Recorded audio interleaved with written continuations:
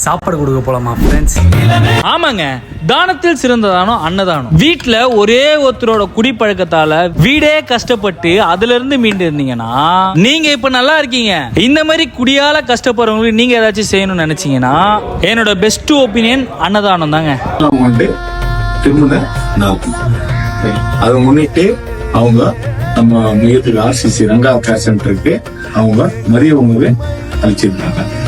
அவங்க பல்லாண்டு வாழணும்னு சொல்லிட்டு நல்லபடியா வாழணும்னு சொல்லிட்டு நம்ம இப்போ ப்ரே பண்றோம். சரிங்களா? சரி. இறைவா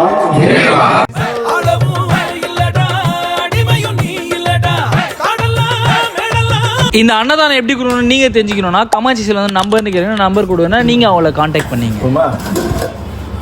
வேணும்னா சொல்லி வாங்கிக்கோங்கப்பா. தம்பி உனக்கு போதுமா?